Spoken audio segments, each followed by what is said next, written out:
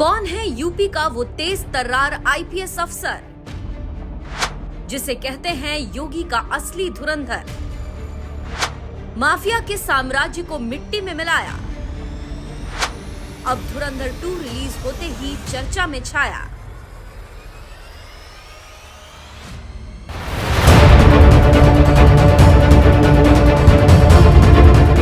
जिस अतीक अहमद के खिलाफ पीड़ित परिवारों ने मुकदमा दर्ज कराया, उसके परिवार के खिलाफ, वह समाजवादी पार्टी के द्वारा पोषित माफिया है और उसकी कमर को तोड़ने का काम हमारी सरकार ने किया है।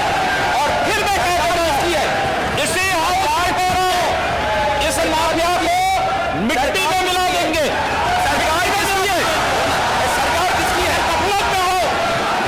ये माफिया है, इनको मिट्टी में मिलाने का काम करेंगे। उत्तर प्रदेश की सत्ता संभाल रहे भगवाधारी योगी आदित्यनाथ की इसी दहाड़ के बाद कभी अपराध की दुनिया का बेताज बादशाह रहा माफिया अतीक अहमद मिट्टी में मिला दिया गया। जब 15 अप्रैल साल 2023 के दिन प्रयागराज की सड़कों पर दिन दहाड़े अतीक अहमद और उसके भाई अशरफ को ठोक दिया गया।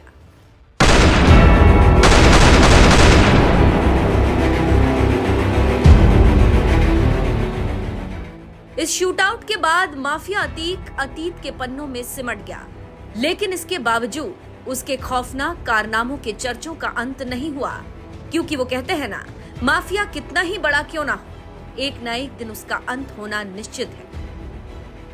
लेकिन कुछ माफिया ऐसे होते हैं जो जराइम की दुनिया में अपराध का ऐसा काला अध्याय लिख जाते हैं जिसकी चर्चा उसकी मौत के बाद भी होती रहती है।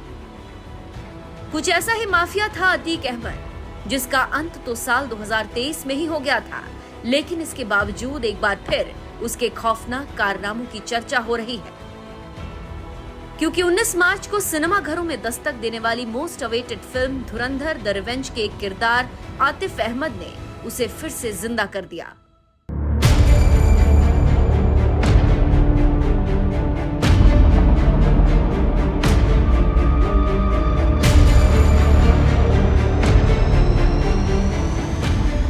दरअसल आतंकवाद के खिलाफ भारत के मिशन और अंतर्राष्ट्रीय जासूसी पर आधारित आदित्य धर की फिल्म धुरंधर द रिवेंज में आतिफ अहमद नाम का एक किरदार है, जिसे यूपी का माफिया अतीक अहमद बताया जा रहा है।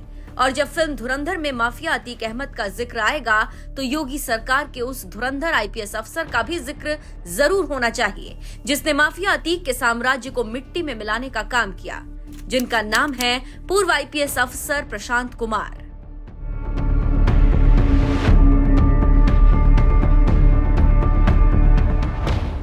सीएम योगी आदित्यनाथ के भरोसेमंद अफसरों में से एक पूर्व आईपीएस अफसर प्रशांत कुमार कभी यूपी जैसे बड़े राज्य के डीजीपी हुआ करते थे, जिन्हें कोई एनकाउंटर स्पेशलिस्ट कहता था, कोई सिंघम कहता था, तो कोई योगी आदित्यनाथ का संकट मोचक कहता था। इसी बात से आप समझ सकते हैं प्रशांत कुमार योगी के कितने भरोसेमंद अफसर थे। जब साल 2023 में उमेश पाल हत्याकांड के बाद सीएम योगी ने विधानसभा में कहा था माफिया को मिट्टी में मिला देंगे, तब अतीक गैंग के खिलाफ ऑपरेशन को अंजाम देने वाले मुख्य सूत्रधार प्रशांत कुमार ही थे, जो उस वक्त एडीजी लॉ एंड ऑर्डर की जिम्मेदारी संभाल रहे थे। यही वजह है कि फिल्म धुरंधर द रिवेंज में जब आतिफ अहमद का जिक्र आया तो सोशल मीडिया पर पूर्व आईपीएस अफसर प्रशांत कुमार की चर्चा होने लगी। यहाँ तक कि प्रशांत कुमार पर किताब लिखने वाले लेखक अनिरुद्ध मित्रा ने सोशल मीडिया पर लिखा, ये देखकर बेहद खुशी हो रही है कि असली जज्बे और हिम्मत को उसका हक मिल रहा है।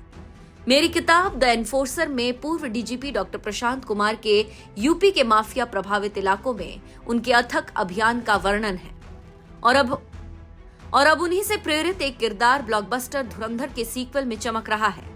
हकीकत शायद कुछ और भी हो सकती है। लेखक अनिरुद्ध मित्रा के इस ट्वीट का जवाब देते हुए पूर्व डीजीपी प्रशांत कुमार ने लिखा, humbled by this generous mention, mafia के खिलाफ जो कुछ भी हम हासिल कर पाए वो केवल माननीय उत्तर प्रदेश के मुख्यमंत्री योगी आदित्यनाथ जी के दूरदर्शी नेतृत्व में ही संभव हो सका है। उनके जीरो टॉलरेंस के संकल्प ने हमें दिशा भी दी और साहस भी। वास्तविक श्रेय हर उस अधिकारी और हर सिपाही को जाता है जो जमीन पर डटे रहे, अक्सर बड़े व्यक्तिगत जोखिम उठाकर वही असली धुरंधर है। लेखक अनिरुद्ध मित्रा ने अतीक गैंग के खिलाफ ऑपरेशन का असली धुरंधर प्रशांत कुमार को बताया, तो वहीं उन्होंने बड़ी ही विनम्रता के साथ इसका पूरा क्रेडिट सीएम योगी आदित्यनाथ को दे दिया, जिनके राज में अतीक अहमद के साम्राज्य को मिट्टी में मिलाया गया। क्योंकि उत्तर प्रदेश में मुख्यमंत्री तो इससे पहले भी थे, लेकिन किसी ने भी अतीक अहमद के खिलाफ कोई सख्त कदम नहीं उठाया। मुलायम सिंह यादव के राज में तो अतीक अहमद को टिकट देकर चुनाव लड़वाया जाता था। यहां तक कि साल 2004 में अतीक अहमद पहली बार सपा के टिकट पर ही सांसद बना था, तो फिर सपा से उसके खिलाफ कोई एक्शन लेने की उम्मीद करना भी बेमानी थी।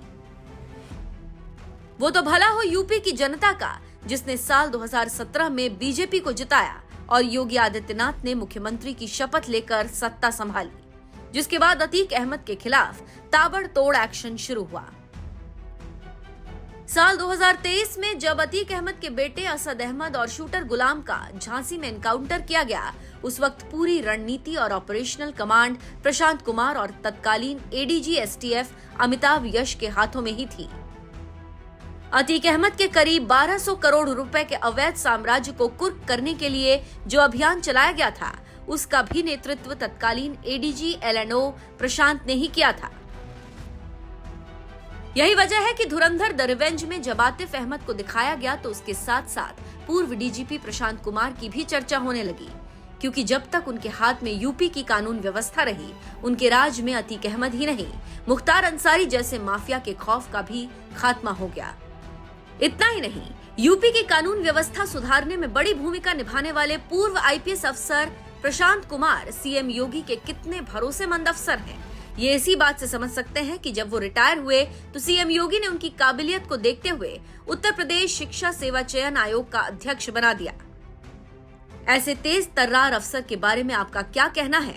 अपनी राय हमें कमेंट कर जरूर बताएं। साथ ही यूपी के पूर्व डीजीपी विक्रम सिंह और जम्मू कश्मीर के पूर्व डीजीपी एसपी वैद्य ने फिल्म धुरंधर द रिवेंज को लेकर क्या कुछ कहा, वो भी सुन लीजिए। इसमें किसी को कोई शक नहीं होना चाहिए।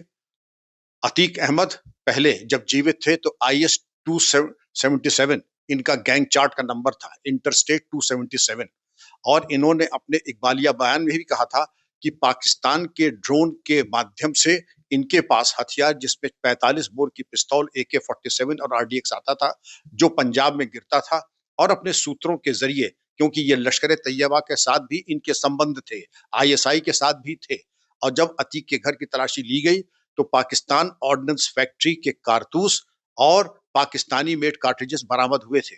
अब उसके बाद भी अगर कोई अतीक की पैरवी कर रहा है तो ये उनकी निर्लज्जता की पराकाष्ठा है।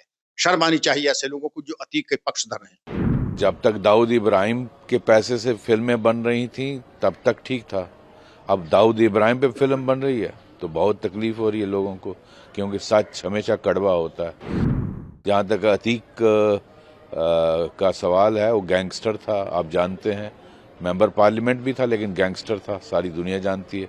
जो उसके पास इलीगल वेपन आते थे और उसका जो पाकिस्तान से लिंक था, वो सारी दुनिया के सामने है। इसमें सरकारी पैसा नहीं है, आदित्य ने बनाई है फिल्म, लेकिन जो वहाँ उसमें दिखाया है वो सच्चाई पे बेस्ड है।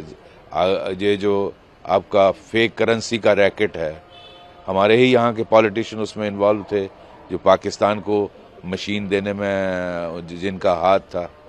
पाकिस्तान के साथ संबंध था। देखो ऐसा है, सच्चाई जो है वो कड़वी होती है। तो जब तक दाऊद इब्राहिम के पैसे से फिल्में बन रही थी तब तक ठीक था। अब दाऊद इब्राहिम पे फिल्म बन रही है तो बहुत तकलीफ हो रही है लोगों को, क्योंकि सच हमेशा कड़वा होता है। जहाँ तक अतीक का सवाल है, वो गैंगस्टर था, आप जानते हैं, मेंबर पार्लियामेंट भी था लेकिन गैंगस्टर था, सारी दुनिया जानती है। जो उसके पास इलीगल वेपन आते थे और उसका जो पाकिस्तान से लिंक था, वो सारी दुनिया के सामने है। वो सभी जो उस केस के बारे में जानते हैं, उनको पता है कि किस तरह से वहाँ से इलीगल वेपन उनके पास आते थे और उसको वो किस तरह से गैंगस्टर के लिए, काम के लिए इस्तेमाल करता था। जी, कई राजनीतिक दलों के नेता कह रहे हैं कि धुरंधर फिल्म में सरकारी प्रचार का इस्तेमाल किया गया है, इसके आप क्या राय है? मैंने वही कहा ना, सच बड़ा कड़वा होता है। और जब तक दाऊद इब्राहिम के पैसे से फिल्में बनी तब तक तो इनको तकलीफ नहीं हो रही थी, इसमें सरकारी पैसा नहीं है, आदित्य ने बनाई है फिल्म, लेकिन जो वहाँ उसमें दिखाया है वो सच्चाई पे बेस्ड है। ये जो आपका फेक करेंसी का रैकेट है, हमारे ही यहाँ के पॉलिटिशियन उसमें इन्वॉल्व थे, जो पाकिस्तान को मशीन देने में जिनका हाथ था, तभी तो नोटबंदी की गई। दाऊद इब्राहिम के बारे में, अतीक अहमद के बारे में क्या उसमें गलत है? तो इस तरह का प्रचार गलत बात जी। सर, अमेरिका युद्ध का असर अब न केवल खाड़ी देशों पर बल्कि भारतीय बाजारों पर भी पड़ रहा है। इस पर आपकी क्या राय है और आपके विचार से इसे कैसे रोका जा सकता है? इसमें भारत की भूमिका कैसे निभा सकता है? ये देखो, ये जो जंग है सारी दुनिया को इफेक्ट कर रही है, भारत को भी इफेक्ट कर रही है। तो जितना जल्दी ये जंग बंद हो उतना अच्छा है। और उसमें भारत सरकार, हमारे प्रधानमंत्री मोदी जी और हमारे फॉरेन अफेयर्स के मिनिस्टर डॉक्टर एस जयशंकर कोशिश कर रहे हैं। हमारी इजराइल से भी बनती है, हमारी ईरान से भी संबंध हैं अच्छे। तो हाँ, मुझे उम्मीद है कि उनकी एफर्ट से ये जंग जल्दी रुक जाएगी।